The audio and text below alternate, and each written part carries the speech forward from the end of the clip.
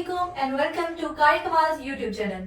आज हमारे साथ मौजूद हैं हमारे गेस्ट सीईओ ऑफ कारी कमाल and the vice president of कारी कमाल, और आज हम Q&A पार्ट 2 करने जा रहे हैं इनके साथ, तो स्टे ट्यून्ड। कैसे हैं आप? तो हम अपने पहले क्वेश्चन की तरफ जा रहे हैं। जर्नी कैसे स्टार्ट हुई और फर्स्ट चैप्टर कौन सा था? अच्छा, कार्यक्रमाल में जर्नी स्टार्ट हो गई थी लाइक 2 मंथ्स बाद। मैं एड हुआ था कार्यक्रमाल में और बिलाल से दोस्ती थी, तो उसी बेस पे लाइक मैंने स्टेटस वगैरह देखने शुरू किए और मैंने इसको बोला यार मुझे भी ऐड करो इसके अंदर। और फर्स्ट चैप्टर हमारा था Rahim Khan chapter. How to convince people for donations? अच्छा, इसलिए फिर मैंने ऑनेस्टली सोचा था कि एक वीडियो बनाऊंगा डिटेल। तो आई बिलीव कि कन्विंस करने के लिए उनको ऑथेंटिसिटी शो करना जरूरी है, और ऑथेंटिसिटी इस तरह से पता चलेगी जब हम उन्हें प्रूफ दें ज़्यादा से ज़्यादा। और इसके अलावा ये है कि मैक्सिमम एक आदमी we can give proofs in the form of pictures of ration, और जो फैमिली हेल्प हो रही है उसका फॉर्म और एनोनिमस डाटा दे सकते हैं।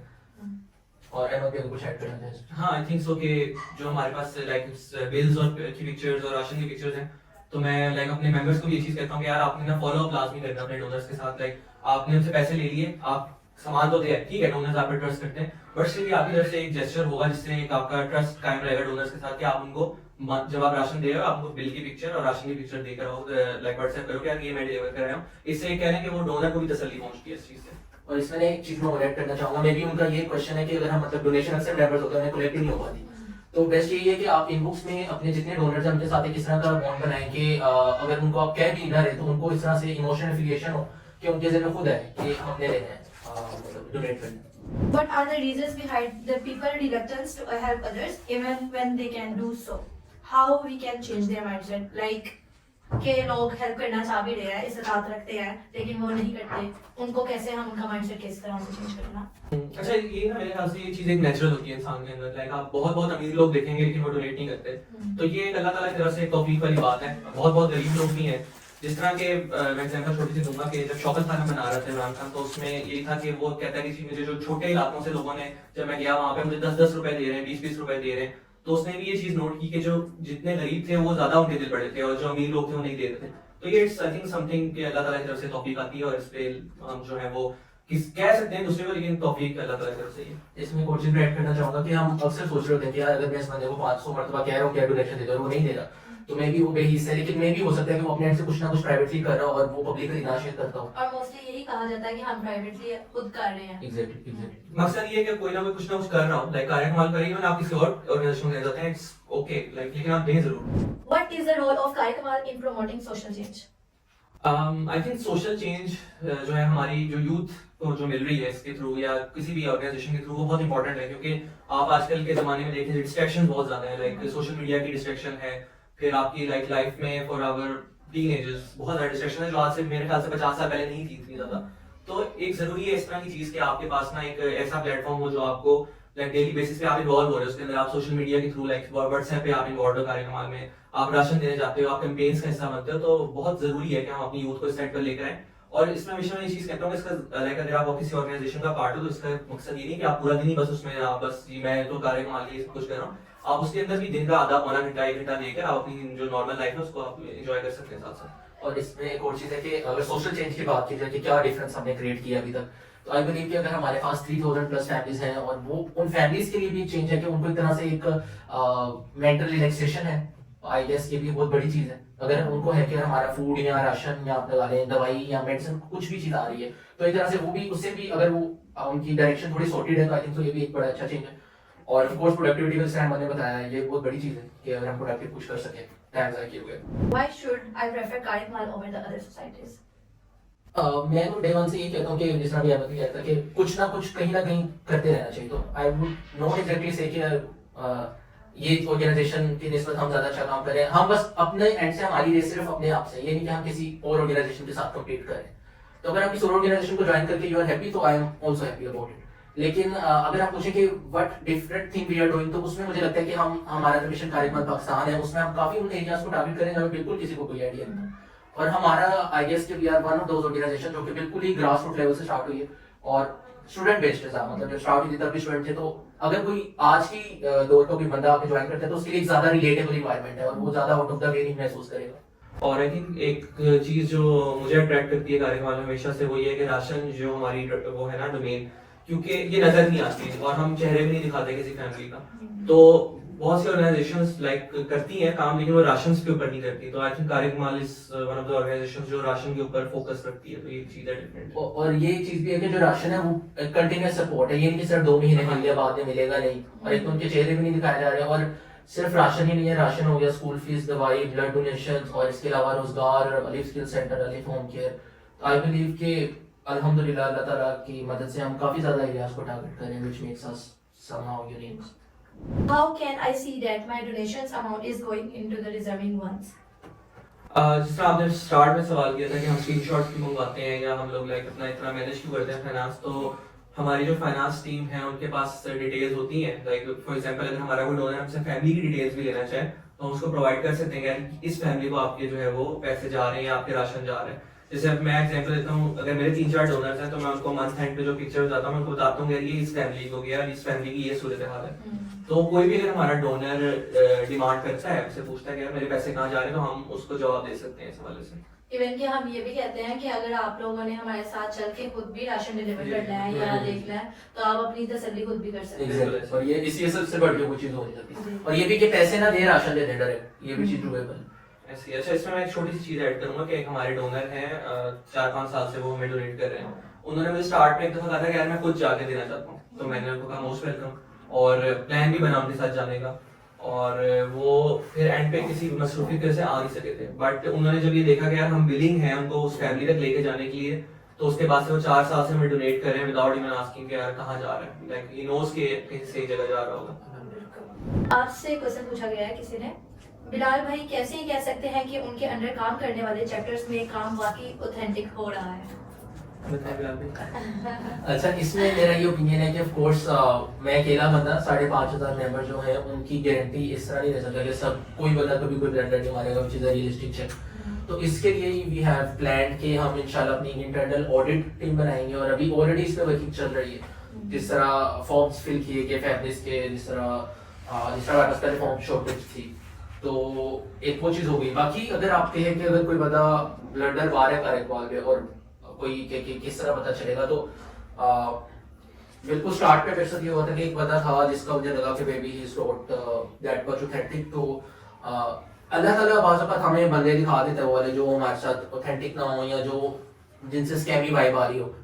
तो आई गेस कि दिस इज द थिंग कि अल्लाह ताला भी आपको रास्ता दिखा देता है और हमें खुद पता भी चल जाता है। और ऑफ कोर्स जब हम ट्रैक रिकॉर्ड रखते हैं तो उससे भी ऑथेंटिसिटी पता चलती है। इंटरनल ऑडिट टीम भी है और बीओजीज ऑफ कोर्स हमारे one of the most trusted people हैं जो आगे चैप्टर्स में डिफरेंट डिपार्टमेंट्स को देख रहे हैं। तो आई बिलीव कि दिस इशू विल बी इंशाल्लाह मिनिमम। आपके लिए लीडरशिप का क्या मतलब है और आप कैसे लीडरशिप स्किल्स को डेवलप करते हैं?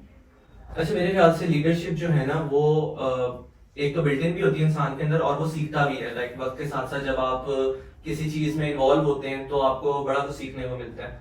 तो I think leadership is something कि आपको हमेशा फ्रंट से लीड करना चाहिए। कुछ भी कोई चीज आए आपको पहले लीडर को सामने होना चाहिए किसी भी चीज की वजह से। और जो एक मेरे ख्याल से मैंने हमेशा ये चीज देखी है कि लीडर जो अच्छा होता है वो एक तो सेल्फलेस होता है। लाइक उसके अंदर ये चीज नहीं होनी चाहिए कि यार मुझे इसका क्या फायदा हो रहा है या मेरे आसपास जो मेरा कोई दोस्त है उसको क्या फायदा हो रहा है। तो selflessness is very important. I think conflict management भी जो है ना एक पार्ट है for being a good leader. ये दो चीजें मुझे लगती हैं कि अगर आप के अंदर हैं तो you can be a good leader. और 2 पॉइंट्स मैं ऐड करूंगा। लीडरशिप भी फ्लेक्सिबल और उसको ये सोचना चाहिए कि अगर मुझे ये मसला आ रहा है तो मैं उसको किस तरह से सॉल्व कर सकता हूँ। और लास्टली ये leader should be good listener, तभी वो चीजों को बेहतर तरीके से इंप्लीमेंट कर सकेगा। कार्यक्रम के अभी तक कितने प्रोजेक्ट्स लॉन्च हो चुके हैं और उनमें से कौन सा प्रोजेक्ट जो है सक्सेसफुल रहा है और कैसे रिजल्ट्स निकले? अच्छा, हमारे डिफरेंट चैप्टर्स के डिफरेंट सक्सेसफुल प्रोजेक्ट्स हैं। अगर देखा जाए तो हिमिया खान ने अलीफ होम केयर की बुनियाद रखी, गुजरांवाला ने अलीफ स्कूल ऑफ एक्सीलेंस की बुनियाद रखी, लाहौर ने अलीफ स्किल सेंटर की बुनियाद रखी, और इसके अलावा फैसलाबाद में बैतुल शिफा है और जो बहावलपुर है वो अलीफ गेटवे है स्किल्स को लेके। तो आई बिलीव कि हर चैप्टर ने अपने एंड से कंट्रीब्यूशन दिया है फॉर मेगा प्रोजेक्ट्स और हर चैप्टर ने एक पहली इंट लगाई है मेगा प्रोजेक्ट्स के लिए और हर बंदा अपने एंड से चीजों को मजीद सक्सेसफुल करने की कोशिश कर रहा है। What was the inspiration behind starting the Karimar platform? Bilal भी बताएंगे। Inspiration was the pain of a stranger. That's it. Shortest answer जो मैंने आज तक दिया। हाँ, मुझे भी ऐसे लगा। Why do we have complicated structure in Karimar? I guess day one से कॉम्प्लिकेटेड नहीं था। डे वन से मैं एक बहुत ज्यादा गैर कॉम्प्लिकेटेड इंसान हूँ। मुझे तो इतना याद पड़ता है कि मुझे एक्सेल में भी डाटा अगर लगाना होता था तो उसके लिए भी मुझे टेंशन होती थी। So the simple statement for this is कि ये वक्त की जरूरत बना है जो स्ट्रक्चर है। अगर हमारे पास 50 चैप्टर है तो अकेला मैं भी नहीं देख सकता, अकेले 2-3 लोग भी नहीं देख सकते और 10 लोग भी नहीं देख सकते।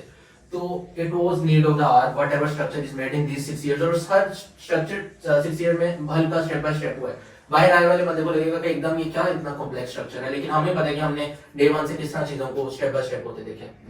वेरिफिकेशन प्रोसेस इतना स्लो क्यों है? अच्छा, असल में जब स्टार्टिंग में कार्यक्रम थी तो हमारे पास ऑब्वियसली केसेस ज्यादा नहीं होते थे, तो वेरिफिकेशन स्टार्ट में जल्दी थी। हर जो केस आता था हम लोग उसको जल्दी विजिट कर लेते थे।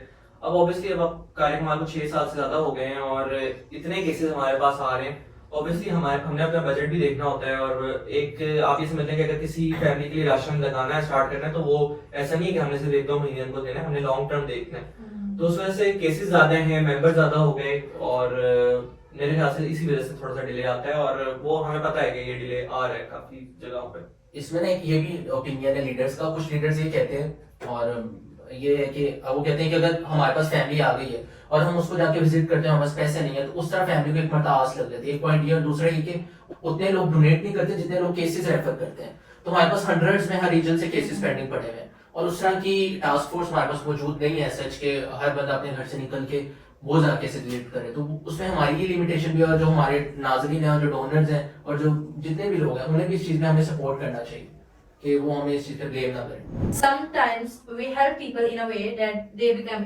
dependent and many of the deserving families are left behind. अच्छा, इसमें ना मेरा एक पॉइंट ऑफ व्यू है जो आई थिंक हमारी जो ऑडियंस है उसको भी ये चीज समझनी चाहिए कि अगर आप 5-6 हज़ार का किसी को राशन दे के आ रहे हो ना, तो इसका मतलब ये नहीं कि आपने जी उनको बिल्कुल डिपेंडेंट कर दिया है और वो आपको हाथ पांव छोड़कर बैठ गए और वो कुछ नहीं कर सकेंगे। आप लोग खुद बताएं कि एक घर का कितना मिनिमम खर्चा है। लाइक आपने रेंट निकालना है, आपने बिल्स देने हैं, आपने बच्चों के स्कूल की फीस देनी है, आपने ट्रांसपोर्ट का खर्चा है। तो एक राशन देने से ऐसा नहीं होता कि वो जी हाथ पांव छोड़ के बैठ जाते हैं और वो कहते हैं जी कि अब हमारे राशन आ गया, हमारी जिंदगी बदल गई। ये it's just some basic food on table और वो भी महीना मुश्किल से ही उनका पूरा होता है, लेकिन हम अपनी ट्राई जितनी कर सकते हैं हम करते हैं। तो अगर एक बेवा खातून हो गई है या एक घर में कोई कमाने वाला नहीं है, कम से कम उनको ये वाली टेंशन तो अपनी जिंदगी से खत्म हो कि उनके जो है वो रोज रात को 2 टाइम या 1 टाइम खाना उनके घर में पहुंच रहा है। तो ये इसके पीछे माइंडसेट है। और हाँ, अगर आप ये कहें कि बिल्कुल हम डिपेंडेंट कर रहे हैं तो ऐसा नहीं कर रहे। और इन केसेस में भी हमारे साथ ये होता है कि अगर कोई हमें नजर आएगी कोई फैमिली जिसमें कोई खातून है वो स्टिचिंग कर सकती है या कोई आदमी है वो कोई बाहर रेडी लगाता है कुछ कर सकता है, तो हम लोग ने एक रोजगार डोमेन दी है जिसमें हम 30,000 के करीब पैसे जो है वो उस फैमिली पे इन्वेस्ट करके और फिर उनको उनका एक दफा सिलसिला जब शुरू हो जाता है रोजगार का तो फिर हम उनको राशन नहीं देते। What is your motivation in donation collection? Motivation start में होती है किसी भी काम के, जब बाद में अगर वो चीज़ जिम्मेदारी बन जाए तो फिर मेरे ख्याल में उसमें मोटिवेशन बाद कम हो जाती है। तो उसमें सिंपल यही है कि व्हेन यू नो कि अगर ये 10 फैमिलीज वेट कर रही हैं आपके राशन को और आपकी सिर्फ एक स्टेटस अपील से अगर आप दिन में 2 लगा देते हैं और 3-4 दिन बाद आपको पैसे जमा हो जाते हैं तो भैया एक बड़ा एफर्टलेस काम है, इसमें सिर्फ हमारी सुस्ती आ जाती है। तो आई गेस के विद टाइम अगर हमें जिम्मेदारी का एहसास हो जाए जो जितने भी हमारे मेंबर्स हैं तो हमें ये चीज़ खुद हम ऑन करने लगे। तो मैं इस बारे में सिंपल सी बात है कि कहता हूँ कि हर बंदा कम से कम 3 से 4 फैमिलीज की जिम्मेदारी जरूर ले, जिनको वो कोशिश करे कि खुद जाके दे। अगर कोई फीमेल है तो अपने भाई या अबू के साथ जाए, क्योंकि इस तरह वो लॉन्ग टर्म में उन्हें उस तरह की वो वाली मोटिवेशन ही चाहिए कि उन्हें पता होगा कि यार ये 3-4 राशन मैंने ही देने, तो it will be a good approach.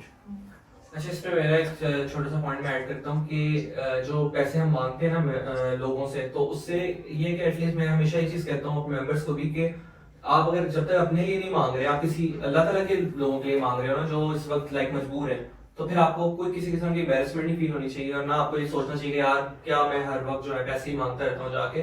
भैया आप अपने लिए नहीं मांग रहे और हमें नहीं पता कि इस आखिरत में हमें इसका जो है वो क्या अजर मिल सकता है। तो ये चीज जो है हम मेंबर्स को हमेशा जो है ना मैं बताता हूँ। कार्यक्रम के अक्सर लीडर्स जो बड़ी पोस्ट पे बैठे हैं इनमें दिखावा बहुत है। अच्छा दिखावा है, आई थिंक थोड़ा सा अगर इसको आप पॉजिटिव वे में देखें ना तो हमें दिखावा करना पड़ेगा, क्योंकि अगर आप अपने मेंबर लोगों को या अपने स्टेटस के थ्रू नहीं बता रहे कि यार आप क्या कर रहे हो, तो जाहिर बात है लोगों को नहीं पता चलेगा कि हम किस तरह का काम कर रहे हैं, हमें डोनेशंस की जरूरत है।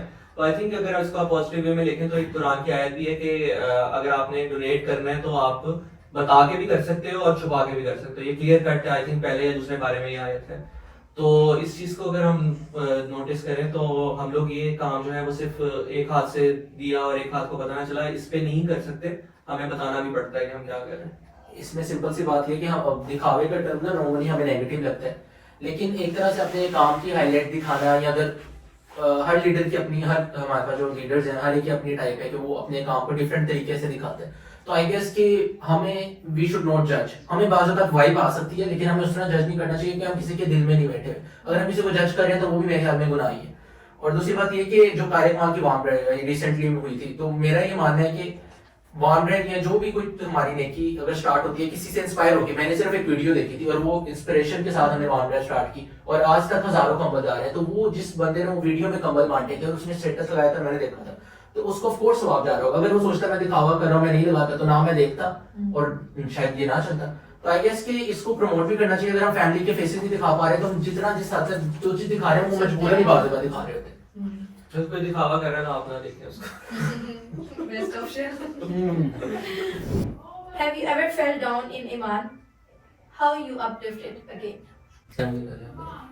बहुत दफ़ा ईमान जो है वो उसकी हालत ख़राब भी होती है, कभी स्पिरिचुअली बंदा जो है वो अच्छे हालत में भी होता है। सो आई थिंक नमाज इज़ समथिंग कि वो आपको हेल्प करती है जब भी आप डाउन फील कर रहे हो। तो आप ट्राई किया करेंगे एटलीस्ट, वो एक पता नहीं किसका कॉल है कि नॉट श्योर कि वर्डिंग्स भी क्या है कि कम से कम आपका जो है ना वो चक्कर लगता ना है। तो हाँ, अटेंडेंस लगाना ज़रूरी है। लाइक ये नहीं कि जी बिल्कुल ही आप ऑब्वियसली 5 वक्त नमाज पढ़नी चाहिए, लेकिन अगर आप बहुत डाउन फील कर रहे हो या आप नमाज नहीं पढ़ते तो आई थिंक सो 1-2 से स्टार्ट करें तो आई थिंक इंशाल्लाह अल्लाह ताला आपको पक्का नमाजी बना सकते हैं। अच्छा, इसके अंदर जो मेरा पॉइंट ऑफ व्यू है वो ये है कि ईमान ना एक बड़ी इंसान की पर्सनल चीज़ है, and I really appreciate the person जिसने भी क्वेश्चन पूछा। तो आई गेस कि ये अगर सबका ईमान किसी को मतलब स्पिरिचुअली कभी कोई हाई हुआ और वो सारी देर ही हाई रहा, तो मे भी उसका टेस्ट ही खत्म हो गया अगर उसका कभी ईमान डाउन होने ही नहीं था। तो ये पार्ट ऑफ टेस्ट है ईमान का डाउन होना भी। और ईमान के डाउन होने के दौरान मेरे ख्याल में खुद से नेगेटिव सेल्फ टॉक नहीं करनी चाहिए, क्योंकि फिर आप मजीद डाउन जाते हैं, फिर आप ऊपर नहीं जाते। तो बेहतर तरीका ये है कि वो कहते हैं ना कि अगर आपने अल्लाह से बात करनी है तो नमाज, और अगर अल्लाह की बात सुननी है तो कुरान है। और हमें लगता है कि बाज़ औक़ात कुरान हमारे लिए रिलेटेबल नहीं है, लेकिन मुझे किसी ने बड़ी अच्छी बात की थी, किसी ने मुझे एक मरतबा कोई आयत बताई और मैंने कहा कि ये तो आप सल्लम के लिए आयत थी, तो ये मैं इससे कैसे रिलेट करूं, मैं तो खा के बराबर भी हूँ। तो उसने कहा कि अगर ये सिर्फ आप सल्लम के लिए होती तो यहाँ पे आज ये सेव न होती और ये हम पढ़ना नहीं होते। तो कुरान की हर आयत को अगर हम अपने लिए कुछ अखज़ करें उससे मीनिंग, तो आई गेस कि we can go beyond many things. Kar Kamal एक एम्पायर है, इसको कैसे संभाला हुआ है आप दोनों ने? आई थिंक हम दोनों ने नहीं संभाला हुआ बिल्कुल।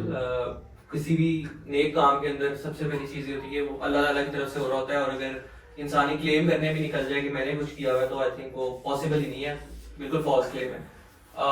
क्रेडिट बिलाल को इतना जाता है कि इसने स्टार्ट किया, क्योंकि स्टार्ट लेना सबसे बड़ी चीज़ होती है। आज हम शायद कुछ भी ना कर रहे होते इस तरह का अगर ये स्टार्ट ना करता। स्टार्ट बिलाल ने किया, उसके बाद जो लोग बहुत लोग मैनेज कर रहे हैं, मे भी हमसे बेहतर काम कर रहे हो इस वक्त कार कमाल के अंदर, तो ये अल्लाह ताला की तरफ से सारा कुछ, और जिसको अल्लाह ताला ने जितनी तौफीक दी है वो उतना कर रहा है।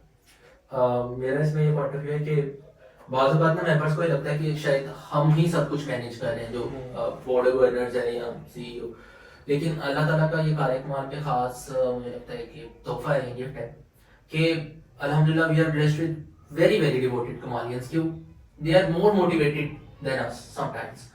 तो मुझे लगता है कि ये अगर हमारे 5,500 मेंबर्स हैं तो उनमें से जो आप लगा लें 50% या 30% उन लोगों ने जो बेस बनाई है ना, उस वजह से कार्यक्रम का जो इतना बड़ा अल्हम्दुलिल्लाह एक इकोसिस्टम चल रहा है, ये क्रेडिट उस हर बंदे को जाता है जो मतलब, और कुछ ऐसे जो बिल्कुल क्रेडिट नहीं लेते और जो बिल्कुल हाईलाइट्स में नहीं आते। सो आई बिलीव कि ये अल्लाह ताला ने उनके अंदर ये जज्बा रखा हुआ है, ये कार्यक्रम की खुशकिस्मती है। What do you fantasize about Kari Kamal in next 50 years, inshallah, and what are the long-term goals of Kari Kamal? I guess 50 years बाद इंशाल्लाह अल्लाह ताला हम सबको जिंदगी दे के हम सब वो वाली कामयाबी कार्यक्रम की देख सकें जब हमने स्क्रैच से एक चीज़ को स्टार्ट किया।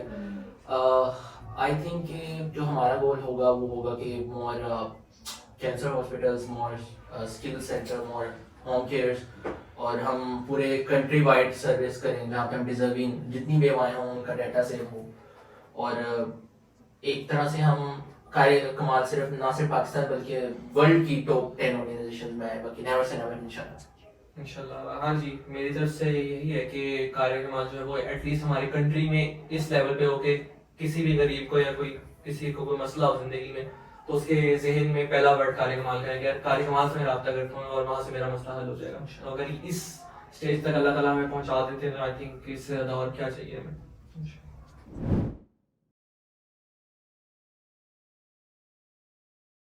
नेक्स्ट सेगमेंट जो अब होने जा रहा है वो मेरा फेवरेट सेगमेंट है, क्योंकि उसमें है आपकी पर्सनल लाइफ से रिलेटेड क्वेश्चन, क्योंकि कार्यक्रम से रिलेटेड तो पूछते ही रहते खतरनाक सवाल आने लगे हैं जी। बिलाल भाई की जर्नी में कौन सबसे बड़ा चैलेंज था? मेरे ख्याल में चैलेंज तो हर साल कोई ना कोई एक ऐसा आ ही जाता है। मेरे ख्याल में रिसेंटली जो हमने सेग्रीगेशन किया that was biggest challenge for me right now. और उसके अलावा भी कुछ एक दो विलन्स आ ही जाते हैं, एक साल में एक विलन आ जाता है जिसकी वजह से थोड़ा सा चैलेंजिंग हो जाता है। बाकी आपके लिए कोई ऐसा? I think challenge as such खुद भी मोटिवेटेड अपने आप को रखना एक चैलेंज है, क्योंकि कई दफा बंदा जो है ना सोचता है कि यार क्या मैं टाइम ज़ाया कर रहा हूँ। और स्पेशली इन यूनिवर्सिटी डेज जब आई थिंक स्ट्रगल कर रहा था बहुत ज़्यादा और नंबर नहीं आते थे, मैं फेल भी होता था, तो तब मैं सोचता था कि यार अगर ये टाइम मैं पढ़ाई को दे दूँ तो ज़्यादा बेहतर होगा। तो ना पढ़ाई हो रही थी ना कार्यक्रम इतना ज़्यादा उसमें इन्वॉल्वमेंट हो रही थी, तो एक वही चैलेंज था जिंदगी में सबसे बड़ा। आपके लिए सक्सेस का क्या मतलब है? I think success for me के ये नहीं है कि आपसे वर्ल्डली सक्सेस आपको मिल गई ही हो, आपको थोड़ी सी लाइक एक आखिरत वाली सक्सेस को भी माइंड में रखना चाहिए through out your journey of the world. I think जो उस साइड पे भी कामयाब है वो अल्लाह ताला उसको दुनिया में भी कामयाबी देते हैं, और उसके बगैर ये मुमकिन नहीं है, और अगर ये रहे तो वो मुमकिन नहीं है। तो आई थिंक दोनों चीजें जो है बड़ी इंपॉर्टेंट है। Same goes for me. मेरे ख्याल में भी सक्सेस यही है कि आप इस दुनिया के लिए भी कोशिश करो, जो आपकी फैमिली है उनके अच्छे लाइफस्टाइल के लिए, और आप गिव अप ना करो। और अगर गिव अप कर दो तो 100 मरता गिरो भी तो 101 मरता उठो। और same goes for the next world कि अगर आप इस दुनिया में अगली दुनिया के लिए कुछ कर रहे हो और गिरने के बाद दोबारा उठ रहे हो तो मेरे ख्याल में वो सक्सेस है। और गिरना ये नहीं है कि नाकामी है, ना उठना नाकामी है। Most happiest memory of life? I guess आप सोचते थे? मेरे ख्याल में जब मेरे मैट्रिक में आए थे नंबर ना 1008 है, मुझे बहुत खुशी वाली बात है भाई, जैसे आप दो बंदे पास हो जाते हैं। आई थिंक फॉर मी मुझे जब फर्स्ट जॉब मिली तो मेरे लिए एक बड़ा शॉकिंग हैप्पीनेस थी कि यार मुझे जॉब मिल रही है, तो खुशी थी, वो एक बहुत अच्छी खुशी थी मेरे लिए। Saddest memory of life? Death of very come on of course. Saddest memory मेरी कोई ऐसा सच नहीं है कि मैं लाइक कहूँ कि यार ये बहुत सैड थी। सैडनेस चलती रहती है थ्रू लाइफ, बट मैं ऐसे मेंशन नहीं कर पाऊंगा अभी कि ये मोस्ट सैड थी। ओके, तो ये क्वेश्चन आप दोनों से बहुत बार पूछा गया है पहले भी। आज इस पॉडकास्ट में पता चलने वाला है कि ये दोनों शादी कब कर रहे हैं। जब अल्लाह ने लिखा वो आप सबके लिए सरप्राइज है। अच्छा, मेरे ख्याल से कार्य कमाल के लिए हमें कुर्बानी देनी पड़ेगी कि मुझे शादी नहीं करनी चाहिए। बहुत अच्छा मजाक है ना। जोक्स अपार्ट, कोशिश है इंशाल्लाह हो जाए जल्द, अब हो जानी चाहिए। दुआ कीजिएगा, दुआ। अगर कोई देख रहा है तो नीचे राब्ता कर सकते हैं। मैं यहाँ पे नहीं कर सकता। What is your secret of being calm? I think Ahmed is more calm than me. I think results के बारे में ना सोचना आपको थोड़ा काम रखता है। जो होना है वो आपके सोचने से, ओवर थिंकिंग से, आपके उससे टेंशन लेने से वो चेंज नहीं हो जाएगा। रिजल्ट्स जो है अल्लाह के हाथ में होते हैं, आप सिर्फ ट्राई कर सकते हो। और जब कोई कॉन्फ्लिक्ट आए या कोई सिचुएशन ऐसी आए जब आपके ऊपर कोई टेस्ट हो या मुश्किल हो, तो आप उसके रिजल्ट्स के बारे में ना सोचें, आपसे सोचेंगे यार अभी मैं इस वक्त थोड़ा अपना दिमाग यूज करके क्या कर सकता हूँ। That's it, that's simple. कभी किसी फैमिली को राशन देते हुए इमोशनल हुए? Yes, मेरे साथ एक बार हुआ था। वो एक बूढ़े बाबा जी थे वहाँ पे, मतलब वो लगाते थे अमरूदों की रेडी और साथ में एक अम्मा जी थी, वो दोनों ही रहते थे। तो उनको जा रहा था तकरीबन 4-5 महीने से राशन, और एक मंथ जब मैं राशन देने गया तो उसमें ये था कि उनकी बाबा जी की डेथ हो गई थी और वहाँ पे अम्मा जी अकेली थी। फिर मैंने सोचा कि अगर मतलब हम कनेक्टेड ना होते तो फिर ये तो यहाँ पे अकेली, ऑफ कोर्स उनकी कोई मॉरल सपोर्ट होगी उस वक्त, लेकिन वो उस दिन आई वॉज वेरी हैप्पी और आई वॉज वेरी इमोशनल कि यार ये कार्यक्रम इज सच अ ब्लेसिंग। ये बहुत हम जब मतलब हमें आदत हो जाती है तो हमें इतना ज़्यादा फील नहीं होता, लेकिन उस दिन हुआ था। हाँ जी, ऐसे ही है। स्टार्ट में जब मैं भी एक जो मैं फर्स्ट टाइम राशन दिया था 2019 के शुरू में, तब थोड़ा सा एक फील आई थी कि यार इट्स समथिंग, क्योंकि शुरू में ना इंसान ज्यादा इमोशनल हो जाता है, फिर आदत हो जाती है कि यार आपने हर महीने एक चीज, जिम्मेदारी वाली बात है। और एक फैमिली को मैं देता था राशन, तो वो अंकल थे और उनके 2 बेटे थे, लेकिन वो दोनों ने उनको साथ नहीं रखा हुआ था, और वो जो है मैं उनको हर मंथ राशन देता था, और एक मंथ में गया और उनकी डेथ हो चुकी थी। तो वो एक आई थिंक थोड़ा सा पार्ट था जो मुझे थोड़ा सा इमोशनल हुआ था उस टाइम। आप पूरी टीम को किस नजर से देखते हैं? ये क्वेश्चन भी जाता है। पूरी टीम को आई गेस इट्स बात लगता है कि फैमिली नहीं कहना चाहिए। कुछ लोग कहते हैं नहीं फैमिली नहीं है, हमारा बहुत टफ टाइम हो तो टीम नहीं साथ होती। लेकिन अगर हम वैसे कैरेक्टरिस्टिक्स के बेस पे जाएं तो कुछ बहुत अच्छे लोग हैं और कुछ स्लाइटली नेगेटिव लोग हैं, और कुछ शायद इतने नेगेटिव है नहीं जितने लग जाते हैं हमें। तो आई बिलीव कि ये मिक्सचर ऑफ सोसाइटी है, और बात कुछ लोगों के साथ फैमिली वाला बॉन्ड है, कुछ फ्रेंड्स बन गए हैं बहुत ज्यादा, और बाकी टीम को एक प्राउड, रिस्पेक्ट और खुशी की नजर से देखता हूँ मैं तो। I think same goes for me. ज्यादातर क्योंकि हमारे जो मेंबर्स हैं वो हमसे छोटे हैं, लाइक हमारी एज ज्यादा है, वो यूनिवर्सिटीज में अभी या ग्रेजुएट में हैं, तो एक थोड़ा सा ना लाइक बच्चों वाला ही होता है कि यार ये मेहनत कर रहा है, अगर तो उसको थोड़ा बच्चों की तरह ट्रीट किया जाए। तो नॉट एग्जैक्टली बच्चा तो नहीं कह सकते, लेकिन छोटे भाइयों की तरह या छोटी बहनों की तरह ट्रीट करते हैं मोस्टली। नेक्स्ट क्वेश्चन थोड़ा शायराना अंदाज में, थोड़ा बेसिक क्वेश्चन है। फिलहाल भी अपनी लिए शायरी। जिंदगी क्या है, मौत क्या है, खुशी क्या है, सुकून क्या है? आपकी नजर में ये सब क्या है? जिंदगी एक इल्यूजन है, आई थिंक सो। मौत एक नेक्स्ट चैप्टर का स्टार्टिंग है। खुशी एक लम्हे का नाम है, और क्या था? सुकून। और सुकून क्रिएटर की याद का नाम है। और हमारा ये कार्यक्रम से रिलेटेड सेशन इतना ही था।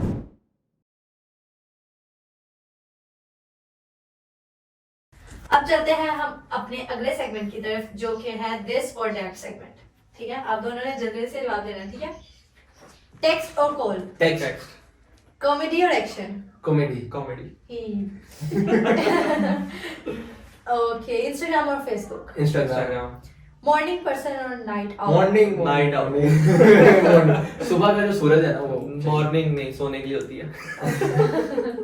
नेटफ्लिक्स और YouTube? Netflix, YouTube, okay. Adventure or relaxation? Both had some. Wanting to adventure but relax ही हो रहा है. Depends on mood. Okay. Solo time or group hangout? Solo time. लगता तो group hangout है। नहीं हम कभी किसी कंपनी नहीं चाहते. Group एक मजबूरी बन चुकी है कह लें, लेकिन solo I really enjoy solo time. Traditional or modern? Traditional. Fast food or homemade? Homemade. Horror or sci-fi? None. I think horror. नहीं दोनों नहीं. Okay, again हम एक interesting segment की तरफ जा रहे हैं.